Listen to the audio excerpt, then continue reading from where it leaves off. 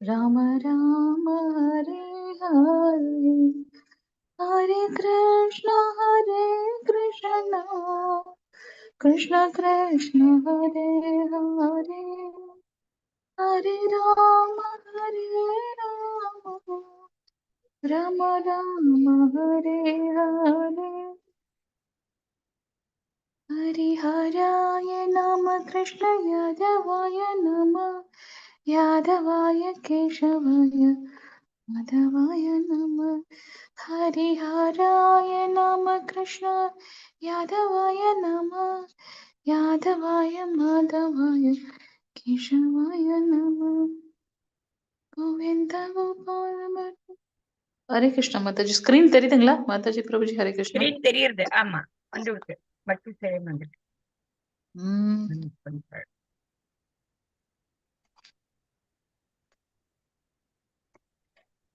Hare Krishna so தெரியுது இன்னைக்கு மாதாஜி. தெரியுதுங்க மாதாஜி தேங்க்யூ மாதாஜி ஸோ இன்னைக்கு வந்து அதிகாலையிலேயே நம்மளுடைய பகவத்கீதை கேட்கறதுக்காக வந்திருக்கக்கூடிய அனைத்து பக்த கொடிகளையும் ஸ்ரீ ஸ்ரீ ராதா கோவிந்தா இஸ்கான் பெங்களூர் சார்பாக வருக வருக என்று வரவேற்கின்றோம். இன்னைக்கு நாம பார்க்கக்கூடிய அத்தியாயம் 12வது அத்தியாயம். இந்த மத்தியில இருக்கக்கூடிய 6 அத்தியாயங்களோட சாரம் வந்து பக்தி யோகத்தை சொல்லுதுன்னு நம்ம பார்த்தோம். அதுல இன்னைக்கு கடைசி அத்தியாயத்துல இருக்கும். ஸோ இந்த பக்தி யோகத்துல மொத்தம் 20 ஸ்லோகங்கள் இருக்கு. 18 அத்தியாயங்கள்ல மிகவும் குறைவான ஸ்லோகங்கள் வந்து 12வது அத்தியாயமான பக்தி யோகத்திலையும் மற்றும் 15வது அத்தியாயமான புருஷோத்தம யோகத்திலையும் இருக்கு அப்படின்றத நம்ம பார்க்கிறோம். ஸோ இதுல பகவான் பக்தியோட பல நிலைகளை பத்திலாம் நமக்கு எடுத்து கூற போகின்றார். நாளையில இருந்து நீங்க வந்து கர்ம யோகத்தை பத்தி தெரிஞ்சுக்க போறீங்க. சரிங்களா? ஹரே கிருஷ்ணா. ஸோ இன்னைக்கு நம்ம வந்து 11வது அத்தியாயம் நேத்து பார்த்தோம் இல்லையா? அதனுடைய அதனுடைய பெயர் என்ன? 11வது அத்தியாயத்தோட பெயர் என்னென்னலாம் பார்த்தோம்? 11வது அத்தியாயம், அந்த அத்தியாயத்தோட பெயர் என்ன? ஓகே. ஸோ விஸ்வரூப சந்தர்ஷன யோகம். பகவான் வந்து எல்லா இடத்துலயும் வியாபித்திருக்கேன்னு சொன்னார் இல்லையா? ஸோ அர்ஜுனன் வந்து பகவானே நீங்க எல்லா இடத்துலயும் வியாபித்திருந்தா உங்களை நான் வேற என்னென்ன ரூபங்கள்ல வழிபட முடியும்னு அவர் கேட்க அதற்கேற்றார் போல பகவான் விஸ்வரூப தரிசனத்தை காட்டி கொடுக்கிறார். ஸோ அந்த ரூபத்தை பார்க்கக்கூடிய தகுதி எனக்கு இருந்ததுன்னா அதை காட்டி கொடுங்கள் அப்படின்றத கேட்கிறார் அர்ஜுனன். எதற்காக வந்து அர்ஜுனன் வந்து பகவானை டெஸ்ட் பண்றதுக்காக இல்லை. கலியுகம் வரப்போது மக்கள் எல்லாம் குறைவான மதியுடையவர்களாக இருக்க போறாங்க. எல்லாரும் தான் தோன்றித்தனமாக ஒரு வழிபாடுகள் இருக்கும். ஸோ நான் தான் கடவுள்னு சொல்லிட்டு நிறைய பேர் இருப்பாங்க. ஸோ பகவானுடைய உண்மையான புருஷோத்தமருடைய குணங்களை தெரிஞ்சுக்கிட்டோம் அப்படின்னாக்கா நாம வந்து தவறான பாதைகளுக்கு செல்ல மாட்டோம். அதற்காகவே வந்து பகவான் கிட்ட ஒரு விஸ்வரூப தரிசனத்தை கேட்க ஸோ பகவானும் அதை காட்டி கொடுக்கின்றார். சாதாரண மனிதராக கருதுபவர்களுக்கு யாரெல்லாம் பகவான் நம்மளை போல ஒரு மனுஷன் சொல்றாங்க இல்லையா? அவங்களுக்காகவே இந்த கேள்வியை அர்ஜுனன் கேட்கிறார் அப்படின்றத பார்க்கிறோம். ஸோ போலிகளுக்கான சோதனையாக இதை நம்ம எடுத்துக்கொள்ளலாம் விஸ்வரூப தரிசனத்தை. ஸோ இந்த விஸ்வரூப தரிசனத்தோட நிலையை வந்து பகவான் முதல்ல அவருக்கு எக்ஸ்பிளைன் பண்ணிட்டு திருப்பி அந்த ரூபத்தை காட்டுகின்றார். அதை பார்த்த உடனே அர்ஜுனனுக்கு ரொம்ப வியப்பாகவும் இருக்கு, குழப்பமாகவும் இருக்கு, ஆச்சரியமாகவும் இருக்கு அப்படின்னு பாக்குறோம். ஸோ அர்ஜுனன் வந்து பகவானை வந்து என்னென்னலாம் அவர் சொன்னாரோ அது எல்லாமே இங்க இருக்கு அப்படின்றத நம்ம பாக்குறார். அவருடைய அவருடைய வந்து ஆதி அந்தம் மத்தி அனைத்தும் இருக்கு. எங்கு பார்த்தாலும் பகவான் இருக்கார். பல்லாயிரக்கணக்கான ஆஹ் தலைகளும் நாக்குகளும் கண்களும் வாய்களையும் உடையவராக இருக்கார். அவருடைய வாயில இருந்து ஒரு பெரிய நெருப்பு ஜுவாலை வந்துட்டே இருக்கு. அது உள்ளர பாத்தீங்கன்னா எல்லாரும் இந்த போர்க்களத்துல அவர் பாக்குறாரே அவங்க அத்தனை பேரும் வந்து அவரோட வாய்க்குள்ள போறத வந்து அவர் பாக்குறாரு. அது எப்படி இருக்கு அப்படின்னாக்கா ஆறுகள்லாம் அந்த நதிகள்லாம் எப்படி வேக வேகமாக எதை நோக்கி ஓடுகின்றது? கடல்ல ஐக்கியமாறதுக்காக போகுது. அது போல இத்தனை பேரும் இந்த போர்க்களத்துல இருக்க துரியோதனன் சைடுல இருக்கவங்க மட்டுமல்ல, நம்முடைய வீரர்களும் கூட உங்க வாய்க்குள்ள அவ்வளவு வேகமா போறாங்க. அது எப்படி இருக்கு அப்படின்னாக்கா அந்த நதிகள் எல்லாம் வேக வேகமாக கடலை அடைவதற்காக ஓடுது இல்லையா? அது போல இருக்கு அப்படின்னு இங்க வந்து ஓமை சொல்லப்பட்டிருக்கு. சோ அத அந்த ஆஹ் இதெல்லாம் சொல்லி முடிச்சதுக்கு அப்புறம் பாத்தீங்கன்னா அர்ஜுன் பயப்பட ஆரம்பிக்கிறார். உங்களுடைய இந்த ரூபத்தை பார்க்கும்போது ரொம்ப பயமாக இருக்கு அப்படின்ட்டு. அப்ப பகவான் சொல்றாங்க நானே காலம். இதெல்லாம் நடக்க போகுது இல்லையா? எதிர்காலத்துல இதெல்லாம் நடக்க போகுது. இன்னைக்கு வந்து முதல் நாள்ல இருக்காங்க. 18 நாட்களுக்குள்ள இதெல்லாம் நடக்க போகுது. அதுதான் பகவான் சொல்றார் நானே காலம் அப்படிங்கிறார். சோ நம்ம இதை ஏற்கனவே பார்த்திருக்கோம் முன்னுரையில. பகவத்கீதையில 5 விஷயங்களை பத்தி பார்க்க போறோம். ஜீவாத்மாவான நம்மளை பத்தியும், பரமாத்மாவான பகவானை பத்தியும், காலத்தை பத்தியும், இந்த பிரகிருதி, இந்த பிரபஞ்ச தோற்றத்தை பத்தியும் கடைசியாக கர்மங்களை பத்தியும் நம்ம பார்க்க போறோம்னு பார்த்தோம். ஸோ இங்க பகவான் அந்த காலம் நானே அப்படின்னு சொல்றாரு. ஸோ இது வந்து எதிர்காலத்துல நடக்க போகின்றது. அதனால நீ போரிடுறன்னு நினைக்க வேண்டாம். நீ ஒரு கருவியா மட்டும் இருந்தா போதும் இல்லையா? ஸோ அந்த உன்னுடைய கடமையை நீ செய். ஆனா என்ன பாவத்துல செய்யணும்? கிருஷ்ண ஒன்றில் செய்யணும். ஸோ இதெல்லாம் நடக்க போகுது. நீ ஒரு ஜஸ்ட் கருவியா இருந்தா போதும். ஸோ இதை பார்த்துட்டு அவர் என்ன பண்றார்? நிறைய பிரார்த்தனைகளை வைக்கின்றார். ஸோ பிரார்த்தனைகளை வச்சதுக்கு அப்புறம் வந்து பாத்தீங்கன்னா அவருடைய வைபவங்களை அவர் புகழ்ந்து சொல்றாரு அதுல. ம். ஸோ நீங்க உங்களுக்கு வந்து ஆதி அந்தம் நடு எதுவுமே என்னால வேறுபடுத்தியே பார்க்க முடியல. எங்க பார்த்தாலும் நீங்க தான் இருக்கீங்க. உங்களுடைய தேஜஸ் வந்து பாத்தீங்கன்னா அந்த உங்களுடைய அந்த ஜோதி வந்து பல்லாயிரக்கணக்கான சூரியன்கள் வந்தா ஒருவேளை சமமாகலாம் அப்படிங்கிற அப்படிப்பட்டவர் நம்ம பாக்குறோம். ஒரு சூரியனே நம்மளால பார்க்க முடியல. இத்தனை இதை எப்படி அர்ஜுனனால பார்க்க முடிஞ்சிச்சுன்னா பகவான் தன்னுடைய ஆஹ் பக்தனுக்கு வந்து அவர் அருள் பாலித்திருக்கார். அவர் தெய்வீகமான பார்வையை கொடுத்துறதுனால அர்ஜுனனால இதை பார்க்க முடியுது அப்படின்றத நம்ம பாக்குறோம். அவருடைய எண்ணற்ற வைபவங்கள் இதை பார்க்கிறோம். 3 லோகங்கள்லயும் வந்து பரவி இருக்காரு அப்படின்றதையும் பார்க்கிறோம். அது மட்டும் அல்லாம தேவர்கள் எல்லாம் பாத்தீங்கன்னா அவருக்கு வந்து பிரார்த்தனைகள் வைக்கின்றார்கள். அஹ் ஆனா இந்த அசுரர்கள் என்ன பண்றாங்க? ஓடி ஒளியறாங்க அப்படின்றதையும் நம்ம பார்க்கிறோம். உம் இதையெல்லாம் பார்த்து முடிச்சுட்டு அவர் என்ன சொல்றார்? இதை பார்க்கவே எனக்கு பயமாவும் குழப்பமாகவும் இருக்கின்றது. நான் ஏதாவது உங்களை வந்து கேலியாக பேசியிருந்தாலோ, நான் வந்து உங்களை வந்து என்னுடைய நண்பனா நினைச்சு நான் நிறைய இடத்துல உங்களை எல்லாரும் முன்னாடியும் வந்து கேலியா பேசியிருக்கேன். உங்ககிட்ட ரொம்ப ஃப்ரெண்ட்லியா நடந்திருக்கேன். அதனால அதையெல்லாம் மன்னித்தருள வேண்டும் பகவானே அப்படின்னு சொல்லிட்டு பிரார்த்தனை வைக்கிறார்.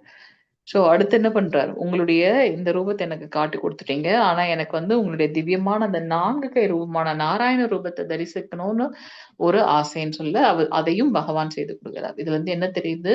பகவான் பக்த வச்சலன். பக்தனுக்காக எவ்வளவு தூரம் வந்து அவருக்கு வந்து பிளஸிங் பண்றாங்க அப்படின்றத நம்ம பார்க்கலாம். சோ இதை சஞ்சயன் வந்து எக்ஸ்பிளைன் பண்றார் திருதராஷ்டிரன் கிட்ட.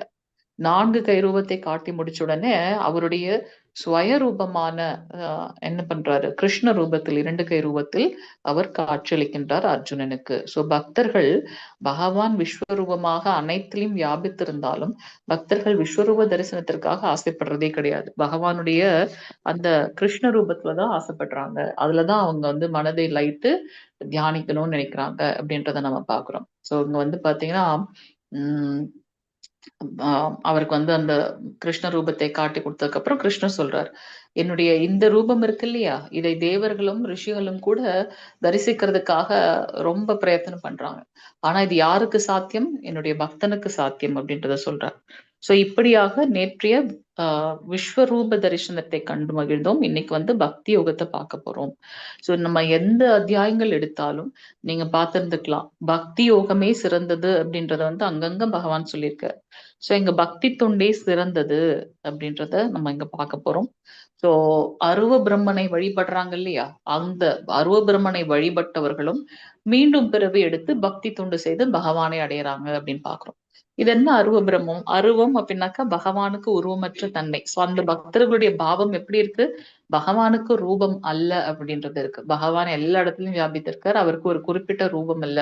சோ அவங்க வந்து ஒரு பிரம்ம ஜோதி. அதுல வந்துதான் அவங்க வந்து மனதை லயித்து அதுல வந்து தியானித்து அதை அடைய வேண்டும் என்று நினைக்கின்றார்கள். அவர்களை பொறுத்த வரைக்கும் இதுதான் வந்து முழுமையான ஒரு இது.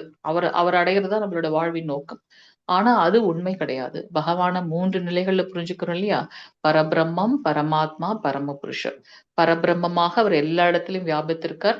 சோ நம்ம அந்த லெவல்லயே நின்னுட்டோம் அப்படின்னாக்கா அது வந்து முழுமையான புரிதல் இல்லை. அதுலயும் அவங்க என்ன பண்றாங்க? மற்ற விஷயங்கள் எல்லாம் புலன்களை எல்லாம் அடக்கி பகவான் அதுல தியானித்து அதுல ஐக்கியமாடுறாங்க. அப்படிப்பட்டவர்களும் என்ன பண்றாங்க? மீண்டும் பிறப்பெடுத்து பக்தி தொண்டு செய்து பகவானை புருஷோத்தமராக உணர்கின்றார்கள். சோ 3 நிலைகள்ல வந்து நாம பகவானை புரிஞ்சுக்கணும். பரபிரம்மமாக, பரமாத்மாவாக எல்லா இடத்துலயும் அவர் எல்லா ஜீவாத்மாக்குள்ளயும் பரவி இருக்கார் அப்படின்ற ஒரு புரிதல். கடைசியாக பகவானே பரம புருஷர் அப்படின்றத நம்ம பாக்குறோம். சோ பக்தர்கள் பகவானை பரம புருஷராக வழிபாடு செய்யறதுனால அவங்க முழுமையாக அந்த ஞானத்தை பெற்று முழுமையான பக்தி செய்யறதுனால அவங்கள பக்குவமானவர்கள் அப்படின்னு நம்ம பாக்குறோம். அவங்க பகவான் இடத்துல இது வேணும் அது வேணும்னு அவங்க எதுவும் கேட்கறதே கிடையாது இல்லையா? நம்ம வந்து அருவவாதிகளும் கூட என்ன கேக்குறாங்க? உங்களோட ஐக்கியமாடணும். முக்தி, அந்த 5 விதமான முக்தியை நம்ம பாக்குறோம் இல்லையா? அவருக்கு இணையாக இருக்கிறது, அவரை போலவே ஜொலிக்கிறது, அவருக்கு உள்ளாரையே வந்து ஒடுங்கி விடுறது, அவர் இருக்கக்கூடிய லோகங்கள்ல இருக்கிறது, இந்த மாதிரி 5 விதமான முக்தி எதிர்பார்க்கறாங்க அந்த ஞானிகளும் சித்தர்களும். ஆனா பக்தன் எதுவுமே விரும்புவதே கிடையாது. ஆனா பகவான் என்ன பண்றார்? அவங்கள அந்த பக்தி யோகத்தினால அவங்க ரொம்ப லயித்து இருக்கனால அவரே வந்து விடுவிக்கின்றார் அப்படின்றத நம்ம பார்க்கிறோம். சோ பக்தி தொண்டுல டிஃப்ரெண்ட் லெவல்ஸ் இருக்கு அப்படின்றத நம்ம பார்க்கிறோம்.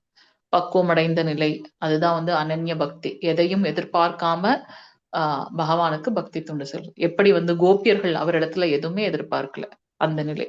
அடுத்தது வந்து பாத்தீங்கன்னா சாதனா நிலை. ஓகே, என்னால அந்த பக்தி தொண்டு செய்ய முடியல, அந்த அளவுக்கு பியூர் இல்ல, தூய பக்தி தொண்டு பண்ண முடியல, எதையும் எதிர்பார்க்காம அப்படின்னு இருக்கும்போது அந்த ஒழுக்க விதிமுறைகளை நாம ஃபாலோ பண்ணணும். அதுக்குதான் ஆச்சாரியர்கள் நமக்கு கருணையோட பக்தர்கள் சங்கத்துல கூடியிருந்து பக்தி தொண்டு செய்யணும் அப்படின்னு சொல்லியிருக்காங்க. நமக்கு புரோபாதர் என்ன கொடுத்திருக்கார்? 4 ரெகுலேட்டிவ் பிரின்சிபல், ஒழுக்க விதிமுறைகள். புலால் உண்பதை தவிர்த்தல், மது மாது சூது இருக்கக்கூடாதுன்னு சொல்லியிருக்கார். சோ இந்த கலங்கங்களை முதல்ல பண்றதா இல்ல சாண்டிங் முதல்ல பண்றதானாக்கா, முதல்ல ஜபம், பகவானுடைய நாம உச்சாடனம். ஹரே கிருஷ்ண கிருஷ்ண கிருஷ்ண ஹரே ஹரே, ஹரே ராம ராம ராம ஹரே ஹரே. எவ்வளவுக்கு எவ்வளவு பகவானுடைய நாமத்தை சொல்றோமோ அப்ப இந்த கலங்கங்கள் எல்லாம் நம்ம விட்டு போயிடும். அதை நம்ம வந்து எப்படி சொல்லணும்? இன்னைக்கு நம்ம 16 மாலை பண்ணோம், நாளைக்கு 2 மாலை, நாளான்னைக்கு 3 மாலை, அப்படி இருக்கக்கூடாது. அத என்ன பண்ணணும்? உறுதியோட, டிட்டர்மினேஷனோட நம்ம பண்ணணும். அப்ப அந்த உறுதியோட செய்யும் போது 2 மாலை பிக்ஸ் பண்ணீங்கன்னா அந்த 2 மாலை நீங்க கண்டினியூஸா பண்ணணும். அதுக்கு மேல போகணுமே தவிர்த்து அதுக்கு குறைஞ்சிருக்க கூடாது. அதுதான் நம்மளுடைய உறுதித்தன்மை அப்படின்னு பாக்குறோம். சோ அப்படி அவங்க ஸ்திரமாக இருக்கும்போது கொஞ்சம் கொஞ்சமாக அந்த ஜபத்தை வந்து நம்ம இன்க்ரீஸ் பண்றோம். அப்ப ஆட்டோமேட்டிக்கா நம்மளோட கிட்ட இருக்கக்கூடிய இந்த கலங்கங்கள் எல்லாம் நம்மை விட்டு ஒழிகின்றது அப்படின்றத நம்ம பார்க்கணும். சோ அதுவும் முடியல அப்படின்னாக்கா நமக்கு வந்து இந்த சகாம கர்ம யோகம், அந்த விஷயங்கள்லாம் இருக்கு. சோ அதை பத்தி நம்ம அந்த ஏணிப்படிகள் என்னன்றத பகவான் சொல்றார். அவர் எவ்வளவு கருணையோட இருக்காரு அப்படின்னா, எனக்கு இதை பண்ண முடியல, ஓகே, அடுத்ததை பிராக்டிஸ் பண்ண, அதுவும் பண்ண முடியல, அதுக்கு அடுத்ததை பிராக்டிஸ் பண்ண, இப்படியாக 6 விதமான பக்தியோட நிலைகளை வந்து பகவான் சொல்றார். அதனாலதான் இது பக்தி யோகம் சொல்றோம் அப்படின்னு பாக்குறோம். சோ கிருஷ்ணருக்கு பிரியமானவராக மாறக்கூடிய குணங்கள்லாம் என்ன, ஒரு பக்தனுடைய குணங்கள்லாம் என்ன அப்படின்றத நம்ம பார்க்கணும். நம்மளுடைய நடத்தை, பிற உயிரினங்களிடத்துல வெளிப்படுத்தக்கூடிய அந்த பிஹேவியர், எப்படி நாம ஒரு விஷயத்தை வந்து எதிர்கொள்கின்றோம் அப்படின்றது, பகவானிடத்துல நம்மளுடைய பக்தி வெளிப்படுத்தக்கூடிய நிலை, இதையெல்லாம் சேர்த்து நாம வந்து அதுல குணங்கள் 24 விதமான குணங்களை வந்து நம்ம பார்க்க போறோம். சோ என்னோட நம்ம கிளாஸ்ல போலாம். ஹரே கிருஷ்ணா. சோ சிரேஷ்டமாக பக்தி தொண்டுதான் சிறந்தது. இது வரைக்கும் நம்ம என்னென்ன யோகம் பார்த்திருக்கோம் சொல்லுங்க பார்க்கலாம். முதல் அத்தியாயத்துல இருந்து 11 அத்தியாயம் 12 இன்னைக்கு அதை கூட பார்க்க போறோம். என்னென்ன யோகத்தை பார்த்திருக்கோம்? இருக்கீங்களா லைன்ல? ஹரே கிருஷ்ணா. பிரபாகரன் பிரபு, ஹரே கிருஷ்ணா. ஹரே கிருஷ்ணா மாதாஜி. ஹரே கிருஷ்ணா பிரபு. ஏதாவது 1-2 யோகம் என்ன நம்ம பார்த்தோம் இது வரைக்கும்? உங்களுக்கு என்ன ஞாபகம் இருக்கு? பக்தி யோகம் தான் மாதாஜி, பிறந்த யோகம், கர்ம யோகம் பார்த்தோம் மாதாஜி. ஓகே ஓகே, தேங்க்யூ பிரபு. சோ நம்ம பார்த்தோம் அஷ்டாங்க யோகம், ஞான யோகம், கர்ம யோகம், பக்தி யோகம். சோ இருக்கிறதுலயே வந்து ரொம்ப விசேஷமானது பக்தி யோகம், அதுதான் தலை சிறந்தது அப்படின்னு பாக்குறோம். தேங்க்யூ பிரபு. ஹரே கிருஷ்ணா. மத்தஜி வாசிங்க மத்தஜி, முதல் ஸ்லோகம். ஓம் ஸ்ரீ பரமாத்மனே நமः. अर्जुन उवाच एवं सततयुक्ता ये भक्ता त्वां पर्युपासते ये चाप्य अक्षरम् अव्यक्तं तेषां के योगवित्तमाः. हरे कृष्ण. ஹரே கிருஷ்ண மத்தஜி. சோ அர்ஜுனன் வந்து கேக்குறார், என்னன்னு கேக்குறார்? மிகவும் பக்குவமானவர்களாக கருதப்படுபவர்கள் யார்? எப்பவுமே உங்களோட பக்தி தொண்டுல முறையாக ஈடுபடுபவர்களா, அல்லது தோன்றாத அருவ பிரம்மனை வழிபடுபவர்களா?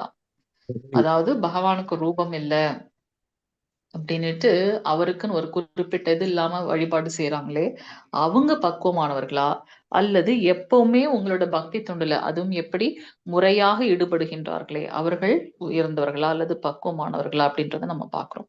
சோ பக்தி தொண்டு தான் சிறந்தது. ஏன் அப்படின்னாக்கா கிருஷ்ணர் தன்னுடைய பக்தர்களை தாமே விடுவிக்கின்றார் அப்படின்றத நம்ம இங்க பார்க்கலாம்.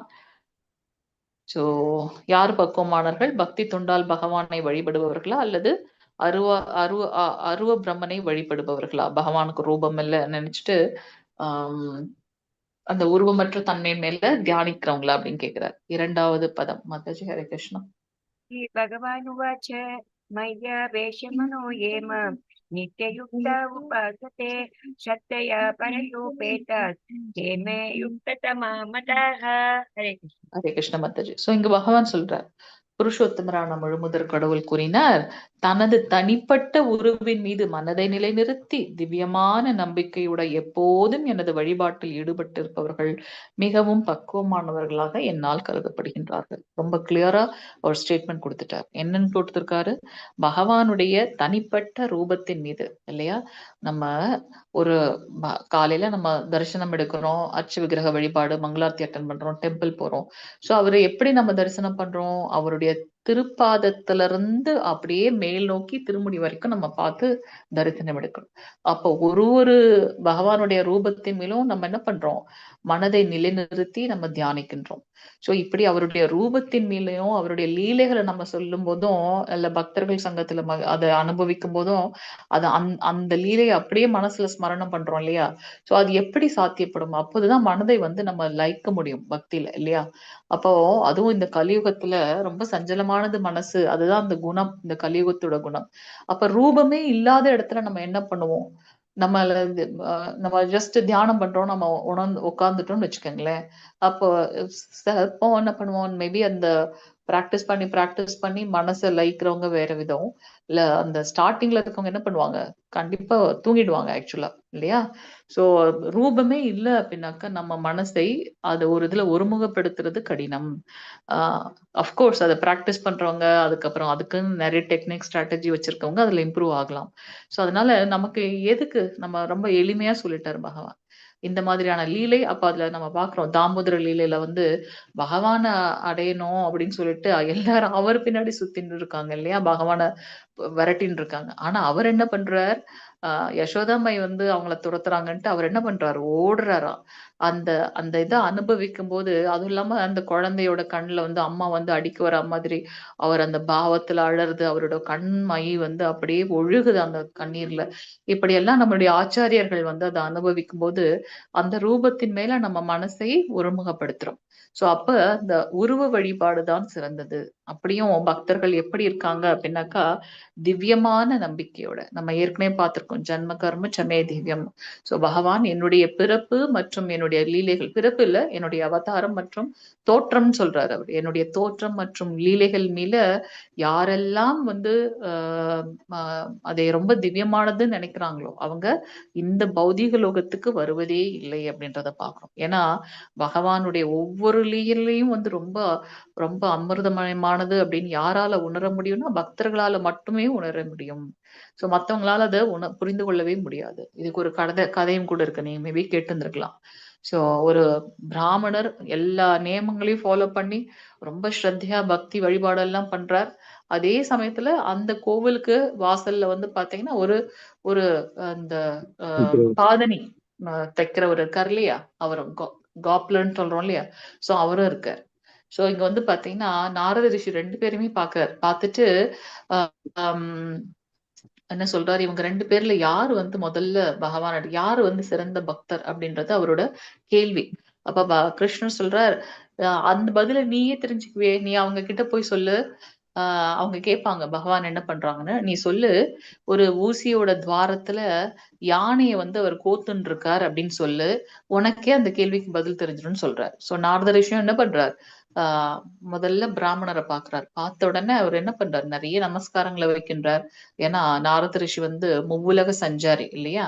சோ அவர் எத்தனை பேருக்கு வந்து குருவாக இருந்திருக்கார். நம்ம துருவ மகாராஜருக்கு குருவாக இருந்திருக்கார், பிரலாத் மகாராஜருக்கு குருவாக இருந்திருக்கார். பாக்குற அனைவரையும் வந்து பாத்தீங்கன்னா பக்தி மயமா ஆக்கிடுவார் நாரத ரிஷி. சோ அவரை பார்த்த உடனே மூலக சஞ்சாரி, பகவான் என்ன பண்ணிட்டு இருக்காரு அப்படின்னு கேக்குறாரு. அப்ப வந்து அவர் சொல்றார், பகவான் ஊசி துவாரத்துல யானைகளை கோத்து கொண்டு இருக்கின்றார் அப்படின்றார். அதை பார்த்த உடனே பிராமணர் வந்து சிரிக்க ஆரம்பிச்சார். சிரிச்சுட்டு சொல்றார், நான் உங்களை மூவுலக சஞ்சாரின்னு ஒரு மரியாதை கொடுத்தேன், அதுக்காக நீங்க வந்து பகவான் செய்யாததெல்லாம் செஞ்சதா சொல்றீங்களேன்னு. இல்ல, உண்மையாலுமே அவர் அதுதான் பண்ணிட்டு இருக்காரு. நீங்க அங்க போயே இருக்க மாட்டீங்க. யாராவது ஊசி துவாரத்துல போயிட்டு யானையை கோக்க முடியுமா? என்ன சொல்றீங்க, போங்க போங்க அப்படின்னு சொல்லிடுறாரு. உடனே நாரத ரிஷிக்கு வந்து ஆன்சர் இப்பவே புரிய ஆரம்பிக்குது அவர் கேட்ட கேள்விக்கு. வெளியில போய் பாக்குற அந்த செருப்பு தைக்கிறவர் வந்து பாத்தீங்கன்னா அவர்கிட்ட அவரும் கேட்கிறார். அவரை பார்த்த உடனே அவரால என்ன முடியுமோ அவர் ரொம்ப கூத்தாடுகின்றார். நாரத ரிஷியை பார்த்த உடனே அவர் சொல்றாரு, என்னுடைய பகவான் அங்க என்ன பண்ணிட்டு இருக்காரு அப்படின்னு கேட்கிறார். உடனே அதுக்கு வந்து அவர் சொல்றாரு, பகவான் ஊசி துவாரத்துல யானையை கொத்துன்னு இருக்காருன்னு. அவர் என்ன பண்றாரு அதுல ஆஹ் அப்படி ஆனந்த தாண்டவம் ஆடுகின்றார், அழுறாரு, என்னென்னோ பண்றார். அப்ப வந்து நாரத ரிஷி கேக்குறாரு, ஆஹ் இதுல உங்களுக்கு என்ன நான் தான் சொல்றேன், நீங்க உடனே அதை நம்புறீங்களே. அப்ப அவர் சொல்றார், இங்க பாருங்க எவ்வளவு பெரிய ஆலமரம் பாத்தீங்களா, இவ்வளவு பெரிய ஆலமரத்தை ஒரு சின்ன விதையில வச்ச என்னுடைய பகவானுக்கு ஊசி துவாரத்துல யானையை கோர்ப்பது என்னது ஒரு ஒரு பெரிய வேலையா என்ன? சோ பகவான் என்ன வேணா செய்யலாம் அவரு அப்படின்னு சொல்லி அவர் வந்து ஆனந்த கூத்தாடுகின்றார். அப்ப நாரத ரிஷிக்கு புரிஞ்சது இல்லையா? சோ பக்தர்களால மட்டும்தான் பகவானுடைய ஒவ்வொரு லீலைகளும் திவ்யமானது என்றதை புரிந்து கொள்ள முடியும். அதனால அவர் சொல்றார், அப்படி யார் ஒருவர் என்னுடைய தோற்றம் மற்றும் இந்த செயல்கள் வந்து திவ்யமானதுன்னு நினைக்கிறாங்களோ அவங்க மரணத்திற்கு பிறகு இந்த பௌதீக லோகத்துக்கு வருவதே இல்லை. அவர்கள் எப்போதும் என்னுடனே இருக்கின்றார். மாமேதி சோ அர்ஜுன, என் கூடவே என்னுடைய நித்தியமான கோலோகத்தில் இருக்காங்க அப்படின்றத பாக்குறோம். சோ இந்த பக்தர்கள் எப்படி இருக்காங்க அப்படின்னாக்கா, தன்னுடைய மனதை பகவானுடைய ரூபத்தின் மீது நிலைநிறுத்தி திவ்யமான நம்பிக்கையோட சோ இங்க நம்ம பாக்குறோம் அவர் பெருசா பகவானுக்காக எல்லா நியமங்கள் அந்த மாதிரி எல்லாம் ஒண்ணும் பண்ணல. அவரோட கடமை செய்யறார். ஆனா எப்பவும் கிருஷ்ண உணர்வுல இருக்காருன்றது இங்க தெளிவுபடுது. சோ எப்போதும் பகவானுடைய வழிபாட்டுல இருக்கவங்க பக்குவமானவர்கள். சோ இதுல இருந்து அருவவாதிகளை தவிர்த்து பக்தர்களே வந்து பக்குவமானவர்கள். தன்னுடைய கடமையை செய்யணும், ஆனா அதை கிருஷ்ண உணர்வில் செய்யணும். நித்திய யுக்தா உபாசத்தே, எப்போதும் பக்தி தொண்டுல இருக்காங்க. எப்படி இருக்காங்க? ஸ்ரத்தையா. நமக்கு வந்து 9 விதமான படிக்கட்டுகள் பாக்குறோம். சில இதுல வந்து 12 நிலைகளும் சொல்லப்பட்டிருக்கு. அதுல முதல்ல வர்றது என்ன அப்படின்னாக்கா ஸ்ரத்தா. சோ நம்ம பகவத்கீதையிலயும் முன்னுரையில நீங்க படிப்பீங்க. அட்லீஸ்ட் பெயரளவாவது நீங்க வந்து பகவான் ஸ்ரீ கிருஷ்ணரே முழுமுதற் கடவுள் அப்படின்றத ஒத்துண்டு படிக்க ஆரம்பிச்சாதான் உங்களுக்கு வந்து பகவத்கீதையே புரியும் அப்படின்றத வந்து பிரபுபாதர் ரொம்ப தெளிவா முன்னுரையில கொடுத்திருக்காரு. ஸ்ரத்தையா பரையோ பேதாஸ், நம்பிக்கையோட எவனொருவன் எப்போது நித்தியயுக்தா உபாசத்தே, எப்போதும் என்னுடைய பக்தி தொண்டுல ஈடுபடுறானோ யுக்ததமா, அவங்க யாரு? யோகத்தில் மிகவும் பக்குவமானவர்களாக கருதப்படுகின்றார்கள். சோ இங்க ஜஸ்ட் ஒரு ஒப்பிடு நம்ம பாக்குறோம். அருவவாதிகள் என்ன பண்றாங்க? அருவத்தின் மீது தியானம். அது என்ன, அவங்களுக்கு ரூபம்ன்றதே கிடையாது. அவங்க அப்படியே வந்து தியானம் பண்றாங்க, அவ்வளவுதான். சோ பக்தர்கள் வந்து பாத்தீங்கன்னா அர்ச்ச விக்கிரகத்தோட மீது தியானம் பண்றாங்க. திருப்பாதத்துல இருந்து திருமுடி வரைக்கும் அவங்க என்ன பண்றாங்க? தியானம் பண்றாங்க. அருவவாதிகள் என்ன பண்ணணும்? நம்ம பார்த்தோம் இல்லையா, அஷ்டாங்க யோகத்துல 9 நிலைகள்ல பார்த்தோம். அவங்க புலன்களை கட்டுப்படுத்தணும், மனசை ஒருநிலைப்படுத்தணும், செயல்களை எல்லாம் நிறுத்தணும். ஆனா இவங்க பக்தர்கள் என்ன பண்றாங்க? புலன்களை பயன்படுத்துகின்றார்கள். எதுக்கு பயன்படுத்துறாங்க? அந்த உயர்ந்த பகவானுடைய பக்தி செய்யறதுக்காக புலன்களை பயன்படுத்துறாங்க. அருவவாதிகள் என்ன பண்றாங்க? உபனிஷத்தின் மூலம் பிரம்மனை புரிந்து கொள்ளுதல், சமஸ்கிருதம் கற்றல், எல்லையற்ற உணர்வு. சோ அவங்க வந்து எல்லாம் இந்த ஆஹ் வேதங்கள்ல சொல்லப்பட்டிருக்க வழிகளை தான் ஃபாலோ பண்றாங்க. ஆனா பக்தர்கள் என்ன பண்றாங்க? நவவித பக்தி தொண்டு, ஸ்ரவணம், கீர்த்தனம், விஷ்ணு ஸ்மரணம், வந்தனம், பாதனம், அர்ச்சனம், தாசியம், சக்கியம், ஆத்ம நிவேதனம், 9 விதமான பக்தி தொண்டை செய்து தன்னுடைய புலன்களை அந்த பக்தி தொண்டுல ஈடுபடுத்தி பகவானை உள்ளபடி புரிந்து கொள்கின்றார்கள். சோ இது வந்து ரொம்ப எளிமையானதும் நேச்சுரலான ஒரு விஷயம் கூட. ஏன்னா நம்மளுடைய சுபாவமே என்ன அப்படின்னாக்கா, நம்மளுடைய இயற்கையே என்ன அப்படின்னாக்கா, யாருக்காவது சேவை பண்ணணும் சுவாமி, அவ்வளவுதான். ஒண்ணு வீட்டுல இருக்கவங்களுக்கு பண்றோம், அத பகவானுக்கு பண்றோம். சோ நம்மளுடைய இயல்பே என்ன அப்படின்னாக்கா, தொண்டு செய்வது அல்லது பக்தி செய்வது அப்படின்றத பார்க்கணும். சேவை செய்வது, அதே பகவானுக்கு பண்ணலாம். இது எளிமையானது. சோ இதன் மூலமாக நம்ம என்ன பண்றோம் அப்படின்னாக்கா, பகவானோட நெருங்கி உறவுல இருக்கோம். சோ நம்ம இப்ப இந்த எதுவுமே இந்த லீலையே இல்ல அல்ல ரூபத்தின் மேல நம்மளால லயிக்க முடியலன்னா அங்க வந்து அது அவ்வளவு ஸ்ட்ராங்கா அந்த அந்த ரிலேஷன்ஷிப் இருக்காது அப்படின்றத நம்ம பார்க்கலாம். சோ இங்க பகவானே வந்து என்ன பண்றார்? இறங்கி வந்து பக்தனை விடுவிக்கின்றார். கஜேந்திர மோட்சம் இல்லையா? சோ கஜேந்திர மோட்சம் அவ்வளவு ஒரு தூய பக்தி தொண்டு பண்ணவர் அகஸ்திய முனிவரோட சாபத்தினால. ஏன்னா அவர் வரும்போது இவர் என்ன பண்றாரு, ஆல்ரெடி அவர் வந்து பிரார்த்தனை பண்ணிட்டு இருக்க. அப்ப அவர் அகஸ்திய முனிவர் வரும்போது அவர் என்ன பண்றாரு, அவரை அமருங்கள் நம்ம சொல்லுவோம் இல்லையா, நம்ம சாண்டிங் பண்ணும்போது கூட சொல்லுவோம் இல்லையா, யாராவது வீட்டுக்கு வந்தாங்கன்னா உட்கார்றதுக்கு நம்ம சைகையில சொல்லுவோம் இல்லையா, அதே மாதிரி அவர் சொல்ல இவர் என்ன நினைச்சிட்டாரு, எவ்வளவு ஒரு கர்வம் அப்படின்னு சொல்லிட்டு என்ன பண்றாரு, தலையை ஆட்டிட்டு இருக்கியா நீ வந்து யானையாக கடவ அப்படின்னு சொல்லி அவர் சாபம் கொடுக்கிறார். சோ அதனோட பலன் அவர் என்ன பண்றாரு, கஜேந்திரனாக வருகின்றார். அவரு அவர் நினைச்சுட்டா எவ்வளவு பெரிய பலசாலி அப்படின்னு சொல்லிட்டு அந்த தடாகத்துல இருந்து வெளியில வர முயற்சிக்கும் போது அந்த முதலை வந்து அவருடைய காலை பிடிச்சுக்கிறது. இந்த கதை அவங்க எல்லாருக்குமே தெரியும். இங்க நம்ம எதுக்கு பாக்குறோம் அப்படின்னாக்கா, ஆதி மூலமே சொன்ன அடுத்த கணம் யூஸ்வலா வந்து பாத்தீங்கன்னா கருட பகவானா இருக்கட்டும் இல்ல சக்கரத்தாழ்வாரா இருக்கட்டும், அவங்க என்ன பண்ணுவாங்கன்னா உடனே பகவான் என்ன நினைக்கிறாரோ அதை உடனே அவங்க செஞ்சு முடிச்சிருவாங்களாம். இங்க ஆதி மூலமே கூப்பிட்டு அடுத்த நிமிஷம் என்ன பண்றாராம், கருட பகவானை இழுத்துண்டு வராராம் பகவான்.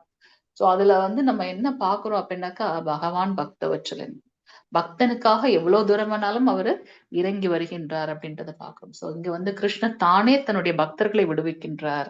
சோ பகவானே நாம இந்த ரூபத்தில் கூடிய சச்சித் ஆனந்த விக்கிரகம். சோ நித்தியமானவர், உண்மையானவர், அது இல்லாம ஆனந்தமயமானவர். சோ அதுதான் வந்து அவருடைய ரூப தரிசனம். சோ இது எதுவுமே இருக்காது அருவவாதிகள், அது ரொம்ப கஷ்டமானது. கடவுளோட எந்த உறவும் அவங்களுக்கு இல்ல. டிபெண்ட்ஸ் கம்ப்ளீட்லி அவங்களோட முயற்சியை சார்ந்தது. அதுல வந்து ஒரு ரூபத்தின் மூலமாக அவங்க வந்து பகவானை வழிபடாதனால அந்த அந்த உண்மையான உணர்தல் வந்து அவங்கள்ட்ட இல்ல அப்படின்றத நம்ம இங்க பாக்குறோம். சோ இதுதான் நவவித பக்தி தொண்டு. ஸ்ரவணம், பகவானை பத்தி கேக்குறது. எக்ஸாம்பிள் சொல்லுங்க பாக்கலாம் யாராவது, ஸ்ரவணத்துக்கு எக்ஸாம்பிள். சொல்லிட்டே இருக்கு மாதாஜி. சாரி பிரபு. நாமஸ்வரம் சொல்லிட்டே இருக்கு மாதா, நாமம் சொல்லிட்டே இருக்குது மாதாஜி. எக்ஸாம்பிள் சொல்லுங்க நம்மளோட கதைகள்ல இருந்து. கரெக்ட், பகவானுடைய நாம ரூப குண லீலைகளை கேக்குறது, சொல்றது இல்ல, இது கேக்குறது. ஸ்ரவணம் அப்படின்னா கேக்குறது. சோ இதுக்கு என்ன எக்ஸாம்பிள்? பிரகலாத் மகராஜ். பிரலாத் மகாராஜர் என்ன பண்ணார்? ஸ்ரவணம். ஓகே, எப்பவும் பகவானை பத்தி அவர் ஸ்ரவணம்னா கேக்குறதுன்னு. வேற என்ன எக்ஸாம்பிள்? பரிசித் மகாராஜர் கேட்டு பரீட்சித் மகாராஜர் சுகதேவ கோஸ்வாமி கிட்ட இருந்து மரணம் 7 நாள்ல வரப்போகுதுன்னு தெரிஞ்ச உடனே அவர் என்ன பண்றாரு, வேற எதுலயுமே நாட்டம் இல்ல, அப்படியே எல்லாத்தையும் தன்னுடைய இத்தனை வருடம் அவர் ஆண்டு அனுபவித்த அத்தனை அரசாங்கம், குடும்பம் எல்லாத்தையும் விட்டுட்டு கங்கை நதிக்கரையில அமர்ந்தாச்சு. அவருக்கு சாப்பிட தோணல, தூக்கம் வரல, எதுவுமே அவருக்கு வந்து தோணல. சுகதேவ கோஸ்வாமியும். சோ இதெல்லாம் வந்து தகுதிகள் பகவானை பத்தி கேட்கறதுக்கு. ஸ்ரீமத் பாகவதம் கேட்கறதுக்கும் அதை சொல்வதற்கும் உண்டான குருவுக்கு உண்டானதெல்லாம் நம்ம வந்து ஸ்ரீமத் பாகவதம் நீங்க படிக்கும்போது தெரியும். நீங்க அந்த பகவத்கீதை முடிச்சிட்டீங்க அப்படின்னா காலையில 5:30 தினமும். இப்பதான் ஃபர்ஸ்ட் கேண்டோ, இதுல எத்தனை பேர் நீங்க ஜாயின் பண்ணி லிசன் பண்ணிருக்கீங்கன்னு தெரியல. ஃபர்ஸ்ட் கேண்டோ இப்ப போயிட்டு இருக்கு. ஐ திங்க் இப்ப 6th சாப்டர் போயிட்டு இருக்கு. ஒரு 20 மினிட்ஸ் தான் நம்ம பாக்குறோம். நித்தியம் பாகவத சேவையான்னு பாக்குறோம் இல்லையா? ஸோ 5:30ல இருந்து 5:50 வரைக்கும். ஸோ முடிஞ்சதுன்னா நீங்க எல்லாம் அதுல வந்து ஜாயின் பண்ணிக்கோங்க. ஸோ தினமும் நம்ம வந்து பாகவதம் படிக்கிறோம். உங்களுக்கு தெரியும் நம்மள, ஏன்னா இப்ப நீங்க லெவல் 2 வந்துட்டீங்க. நம்ம டெம்பிளோட ரொட்டீன் என்னன்றது உங்களுக்கு தெரியும். ஸோ காலையில மங்களார்த்தி ஸ்டார்ட் பண்றோம். அதுக்கு முன்னாடி அந்தந்த 12 லாங்குவேஜ் நமக்கு இருக்கு இல்லையா? ஸோ ஒரு லாங்குவேஜும் வந்து ஏர்லி மார்னிங் ப்ரேயர் வைக்கிறாங்க. 3 to 4:30 ப்ரேயர் வைக்கிறாங்க. ஸோ உங்களால முடிஞ்சது, ஏன்னா நம்ம எல்லாரும் ஒரு லெவல்ல வேலை பார்த்துட்டு இருக்கோம், நமக்கு வேறு விதமான கடமைகள். நீங்க எத்தனை மணிக்கு படுப்பீங்கன்னு தெரியாது. ஸோ காலையில எழுந்துச்சிட்டீங்க அப்படின்னாக்கா நீங்க வந்து காலையில சாண்டிங் ஒரு ரவுண்டாச்சும் அதுல ஜாயின் பண்ண ட்ரை பண்ணுங்க. நிஜமாவே காலையில பண்ற அந்த சாண்டிங் வந்து பாத்தீங்கன்னா ரொம்ப உத்தமமாக இருக்கு. சில விஷயங்களை நம்மளால சொன்னா அதை புரிஞ்சுக்க முடியாது, அதை அனுபவிச்சாதான் தெரியும். அது போல நீங்க காலையில சாண்டிங் பண்ணலாம் 3 to 4:30. அதுக்கப்புறம் அதே லிங்க்ல வந்து மங்களார்த்தி அட்டன் பண்ணலாம். நீங்க டெம்பிள் பக்கத்துல இருந்தீங்கன்னா பிசிக்கலா போய் பண்றது ரொம்ப உத்தமம். அது முடிஞ்சதுக்கு அப்புறம் நமக்கு வந்து பாத்தீங்கன்னா திருப்பி தமிழ் அந்த லிங்க்ல வந்து பாத்துட்டீங்கன்னா 5:30ல இருந்து 5:50 வந்து நமக்கு வந்து இது இருக்கு, தமிழ் பாகவதம், ஷார்ட் பாகவதம். அது முடிச்சதுக்கு அப்புறம் சைத்தன்ய சரிதாமிரதத்தோட ஸ்லோகங்கள் வாசிப்பு, அது ஒரு 20 மினிட்ஸ் அந்த மாதிரி. அதுக்கப்புறம் பாகவதத்தோட ஸ்ரீமத் பாகவதத்தோட கிளாஸ் நடக்குது தினமும் ரொட்டீனா. ஸோ நீங்க சப்போஸ் காலையில கிளம்புறீங்க, வேலைலாம் இருக்கு அப்படின்னாக்கா நீங்க அதை போட்டுட்டு கேட்டுக்கிட்டே உங்களோட இதை நம்ம பார்க்கலாம். இல்லையா? சோ கண்டிப்பாக அது ஆத்மாவோட கனெக்ட் ஆகும். எவ்வளவுக்கு எவ்வளவு முடியுமோ பக்தர்களோட சங்கத்துல இருப்பது உத்தமம். பிசிக்கலா நம்மளால முடியல அப்படின்னாக்கா ஆன்லைன்ல நீங்க இருக்கலாம். நமக்கு நிறைய கிளாஸஸ் போயிட்டு இருக்கு. அதாவது உறுதியோடு இருந்தாதான் பகவானுடைய கருணை இருந்தாலொழிய நமக்கு பக்தி கிட்டவே கிட்டாது. அப்ப இவ்வளவு தூரம் நீங்க டிராவல் பண்ணி வந்திருக்கீங்க அப்படின்னாக்கா அது கண்டிப்பாக ஒரு சாதாரண விஷயமே இல்ல. இது நம்மளுடைய பூர்வ ஜென்ம பலன் நம்ம எல்லாம் இணைஞ்சிருக்கிறது. அதனால இத அப்படியே மேலெடுத்து போகணும். நீங்க கண்டிப்பா ஏன்னா இது எனக்கு இன்னைக்கு என்னோட கடைசி நாளு. அதனால மீண்டும் நம்ம கண்டிப்பா சந்திப்போம். சோ அதனால நீங்க இந்த பக்தர்களோட சங்கத்துல அவசியம் இருக்கணும். ஸோ நீங்க இத கன்டின்யூ பண்ணணும். L3, L4, L5 நமக்கு தெரிஞ்ச அந்த நம்ம 18வது அத்தியாயத்துல பார்ப்போம். இதே ஞானத்தை மத்தவங்களுக்கும் அந்த கிருஷ்ண பக்தி எடுத்து சொல்லி அவங்களையும் பக்தி மார்க்கத்துல கொண்டு வரவங்க ரொம்ப எனக்கு உயர்ந்தவர்கள், எனக்கு பிரியமானவர்கள்னு பகவான் சொல்லியிருக்கார். ஸோ இதுல இருக்க ஒவ்வொருத்தரும் வந்து மத்தவங்களுக்கும் டீச் பண்ணணும். நீங்களும் டீச்சரா வாழணும். ஸோ அதனால இத கன்டின்யூ பண்ணுங்க. சரிங்களா? ஸோ ஸ்ரவணம்னா பகவானை பத்தி கேட்கறது. அவருடைய நாம, ரூப, குண, லீலைகளை பத்தி கேட்கறது. பகவத்கீதையில பகவானே தன்னை பத்தி சொல்றார். விபூதி யோகம் பார்த்தோம், விஸ்வரூப தர்சனத்தை பார்த்தோம். சோ பகவானை பத்தி அவரே சொல்றது பகவத்கீதை. பகவானுடைய பக்தர்களை பற்றி நாம் அறிந்து கொள்வது ஸ்ரீமத் பாகவதம்.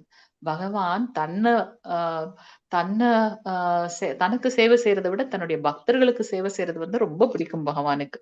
அதுதான் வந்து அவர் வந்து அவங்களுக்குதான் வந்து ரொம்ப பிரியமானவர்களாக இருக்காங்க அப்படின்னு பாக்குறோம். சோ இதெல்லாம் நம்ம வந்து ஸ்ரீமத் பாகவதத்துல பார்ப்போம். ஸோ ஃபர்ஸ்ட் வந்து ஸ்ரவணம் எக்ஸாம்பிள் நம்ம பார்க்கலாம்.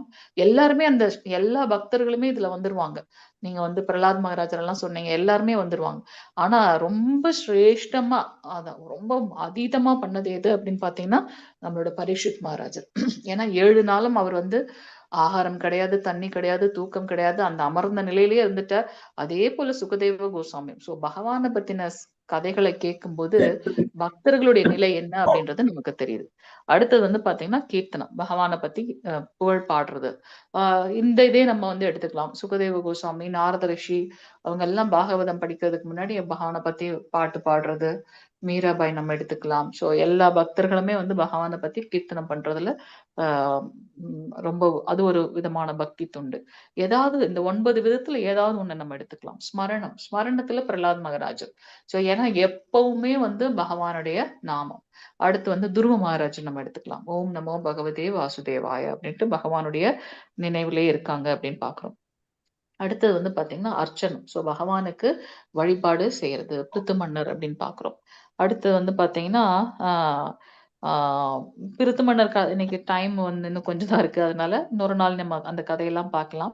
சோ அடுத்தது வந்து பாத சேவனம், பகவானுக்கு பக்தி தொண்டு செய்வது. லக்ஷ்மி தேவி நம்ம பார்க்கலாம்.